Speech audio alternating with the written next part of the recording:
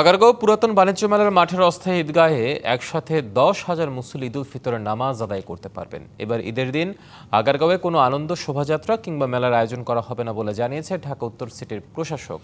বুধবার ঈদগাহ মাঠ পরিদর্শন শেষে সাংবাদিকদের শফিকুল ইসলাম খান বলেন, ঈদের দিন নামাজ ঘিরে সকল ধরনের নিরাপত্তা নিশ্চিত করা হয়েছে। নামাজ আদায়ে রোদ বৃষ্টিতে মুসল্লিদের যাতে কোনো ভোগান্তি না হয় সে বিষয়টি বিবেচনায় রেখে মাঠ প্রস্তুত করা হয়েছে।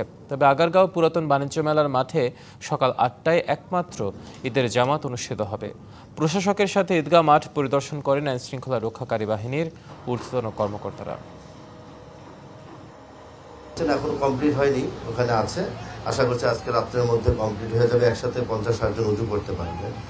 তো সকল ব্যবস্থা আমরা মোটামুটিভাবে করে রেখেছি, বাকিগুলো ইনশাল্লাহ আজকের মধ্যে সব শেষ হয়ে যাবে বলে আমি মনে করছি।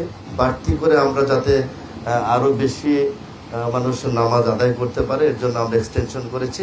সব মিলে এখানে 10,000 একসাথে নামাজ আদায় করতে পারবে।